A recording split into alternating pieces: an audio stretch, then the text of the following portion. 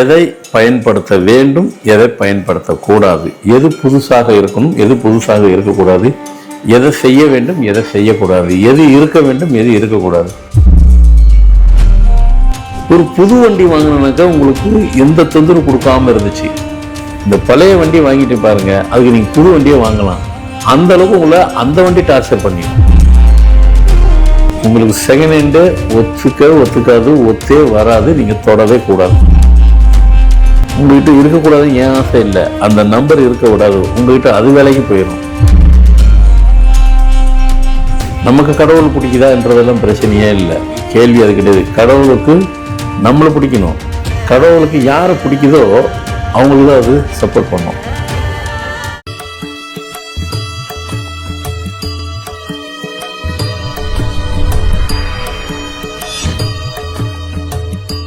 வணக்கம். Format numerology, உங்கள் மகதன் சேகர் ராஜா உங்களுடன் வழக்கம் போல் நல்ல புது தகவலுடன் வந்திருக்கிறேன். இன்னைக்கு என்ன சொல்ல போகிறோம், எல்லாம் தேதி தான். இன்றைக்கி சொல்ல போகிறது 1ஆம் தேதி, 10ஆம் தேதி, 19ஆம் தேதி, 28ஆம் தேதி. இந்த தேதியில் பிறந்தவர்கள் தங்களது வாழ்க்கையில் எதை பயன்படுத்த வேண்டும், எதை பயன்படுத்தக்கூடாது, எது புதுசாக இருக்கணும், எது புதுசாக இருக்கக்கூடாது, எதை செய்ய வேண்டும், எதை செய்யக்கூடாது, எது இருக்க வேண்டும், எது இருக்கக்கூடாது. என்னங்க மொத்தத்தை போட்டு உடைச்சிடுறீங்களே, அப்போ அதுதான் வாழ்க்கை. நாம் செய்கிறத செய்யாமல் இருந்தாலும் லைஃப்பில் லூஸ் பண்ணிடுறோம். செய்யக்கூடாததை செஞ்சாலும் ப்ராப்ளம், தொடக்கூடாத தொட்டாலும் ப்ராப்ளம். எல்லாத்துக்கும் பொருந்தும், எல்லா நம்பருக்கும் பொருந்தும். இப்போ சொல்ல போகிறது 1ஆம் நம்பரு, 10ஆம் நம்பரு, 19ஆம் நம்பரு, 28ஆம் நம்பரு. என்ன சொல்ல போகிறேன், இந்த நம்பர் கொண்டவங்களுக்கு எந்த பொருள் வாங்கினாலும், உதாரணம் சொல்லி சொல்கிறேன். வாகனம் வாங்குறீங்க, அது 2 வீலராக இருக்கட்டும், 4 வீலராக இருக்கட்டும், புது வாகனம் தான் வாங்கணும். நீங்கள் புது வண்டி தான் நீங்கள் வாங்கணும். இல்லைங்க என்கிட்ட காசு கம்மியாக இருக்குது, செகண்ட் ஹேண்டு வேலை செய்யாது. வேலை செய்யாதுன்னா எப்படிங்க, அது எங்களுக்கு அர்த்தம் புரியலையே. நீங்கள் உங்கள்கிட்ட விற்கிறான் பாருங்கள், விற்கிறவங்ககிட்ட செகண்ட் ஹேண்ட் வண்டி பற்றி பேசுகிறேன். அங்கே வண்டி ஓடும், நல்லாயிருக்கும். அதே வண்டி உங்ககிட்ட வந்துடுச்சுனாக்கா ஓடாது. என்னங்க ஓடுற வண்டி ஓடாது சொல்கிறீங்க, செஞ்சு பாருங்கள். நீங்கள் திருப்பி எப்போ அவங்ககிட்ட வாங்கினதுலேருந்து வண்டி ஓடலை, அவங்ககிட்ட கொடுங்க, அவன் ஓட்டி காட்டும், ஓடும். அப்புறமா இல்லைனாக்கா இல்லைங்க நீங்கள் ஓடாதுன்னு சொல்கிறீங்க, என்கிட்ட வந்துச்சு, ஓடிச்சிங்க, ஓட்டிட்டு தாங்க இருக்குது அப்படின்னா, ஒரு புது வண்டி வாங்கினாக்கா உங்களுக்கு எந்த தொந்தரவு கொடுக்காமல் இருந்துச்சு. இந்த பழைய வண்டி வாங்கிட்டு பாருங்கள், அதுக்கு நீங்கள் புது வண்டியை வாங்கலாம். அந்தளவுக்கு உங்களை அந்த வண்டி டார்ச்சர் பண்ணிடும். காரணம் உங்கள்கிட்ட அது இருக்க பிடிக்கல, அது உங்கள் நம்பருக்கு அது சூட் ஆகாது. அதுக்கு அர்த்தம் அதுதான். யார் எதை செய்யணும், யார் எதை தொடணும். உங்களுக்கு செகண்ட் ஹேண்டு ஒத்துக்காது, ஒத்தே வராது, நீங்கள் தொடவே கூடாது. புது பிராண்டட் தான். எந்த பொருள் எடுத்தாலும் ஆச்சா, வெஹிக்கிளுக்கு சொல்லிட்டேன். அடுத்தால் நீங்கள் புதுசு தான் எடுக்கணும். அது 2 வீலர், காரு. அதே மாதிரி வீடு கூட என்ன செய்கிறீங்க, சமயத்தில் ஃப்ளாட்ஸ் வருது, அப்பார்ட்மெண்ட்ஸில் ஒரு ஃப்ளாட் வருது சேல்ஸுக்கு, கொஞ்சம் சீப்பாக வருது. அது எதோ ரிலேஷன்தோ இல்லை ஃப்ரெண்ட்ஸுக்கிட்ட இருந்தோ வருது. நம்ம பட்ஜெட்டுக்கு இவ்வளோ தான் இருக்குது, வேறு காசு இல்லைன்னு வாங்குவீங்க. அந்த வீடு உங்கள்கிட்ட தங்காது. ஒருவேளை இண்டிவிஜுவல் ஹவுஸ் வாங்கினாலும் அந்த வீடு உங்கள்கிட்ட நிலைக்காது. உங்கள்கிட்ட இருக்கக்கூடாது ஏன் ஆசை இல்லை, அந்த நம்பர் இருக்க விடாது, உங்கள்கிட்ட அது வேலைக்கு போயிடும். அப்படின்னு என்னது வாங்கினீங்கனாக்கா அது உங்களை விட்டு போகிறதுக்கு எந்த விதமான டார்ச்சர் கொடுக்கணுமோ அவ்வளோத்தையும் அது கொடுக்கும். வீடு எப்படிங்க கொடுக்கும், அப்புறம் வேறு என்ன, உங்களை இஎம்ஐ கட்ட விடாது, அதுவே டார்ச்சர் தர. அதுக்கு முன்ன வரைக்கும் உங்களுக்கு அவ்வளோ வருமானம் வந்துச்சு, அவ்வளோ ஃப்ளோட்டிங் இருந்துச்சு, அவ்வளோ ஃப்ளோ இருந்துச்சு, அவ்வளோ அது மணி ப்ராப்ளமே இல்லாமல் இருந்த நீங்கள், அதாவது உங்கள் வசதிக்கு ஏற்போ நான் வந்ததுக்கப்புறம் உங்கள்கிட்ட இருக்க விட மாட்டேன்ட்டுச்சு.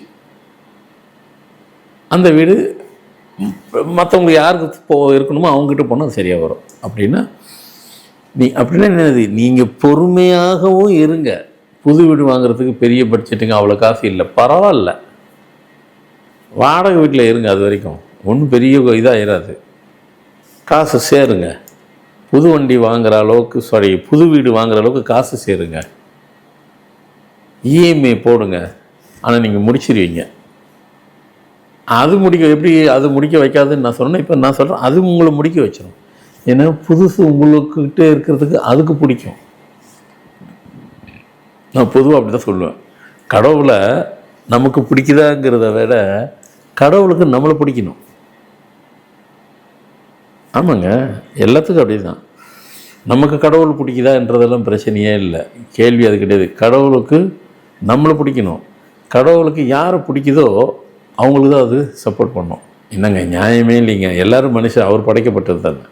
அதுக்குள்ளே நான் உள்ளே வரல, அது வேறு ஒரு நிகழ்வில் அதுக்கு விளக்கம் சொல்கிறேன் ஏன்ட்டு. அதே மாதிரி தான் இந்த மாதிரி நம்ம வாழ்கிற வாழ்க்கையில் எல்லா சமாச்சாரங்களும் அந்த வீட்டுக்கு உங்களை பிடிக்கணும், உங்கள் கூட இருக்கிறதுக்கு.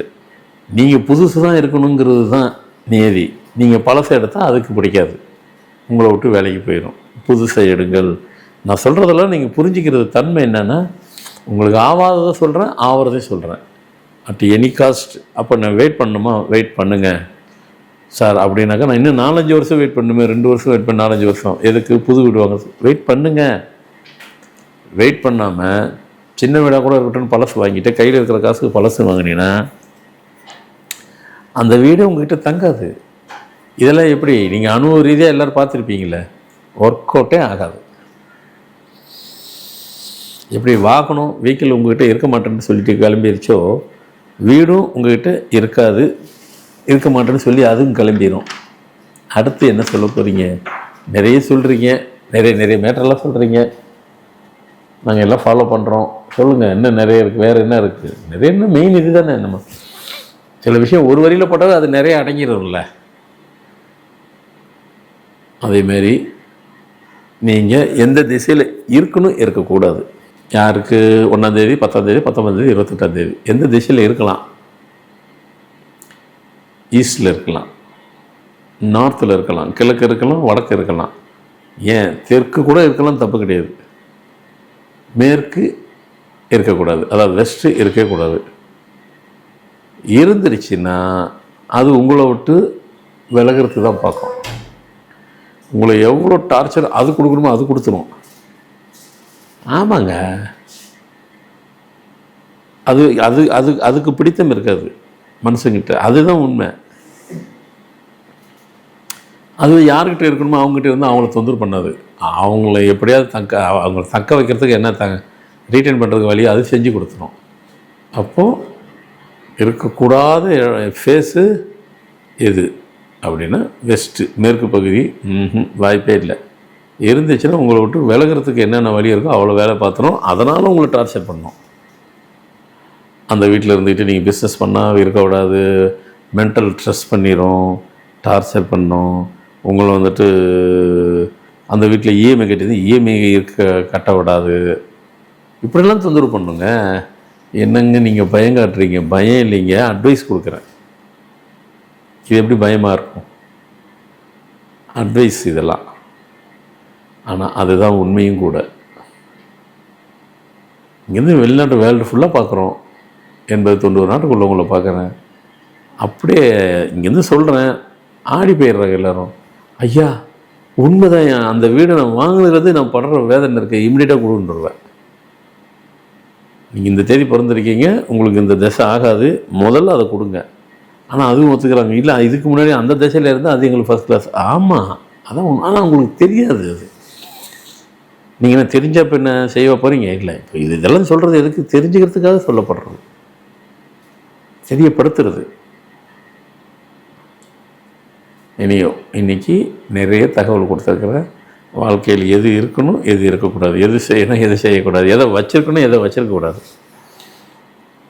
அதெல்லாம் உங்களுக்கு சொல்லப்பட்டிருக்கு. நிறைய தகவலை உங்களுக்கு நீங்கள் விரும்பினபடியும் அவ்வளவும் கொடுத்து கொண்டிருக்கிறேன். எல்லாத்துக்கும் பயன்பெறும்படி உள்ளன. இதில் நிறைய சந்தேகங்கள் எதனா இருந்தாலும் தொடர்பு கொண்டு கேளுங்கள். நிகழ்ச்சி பார்த்து முடித்தவுடன் லைக் பண்ணுங்கள், ஷேர் பண்ணுங்கள், சப்ஸ்கிரைப் பண்ணுங்கள். நன்றி, வணக்கம்.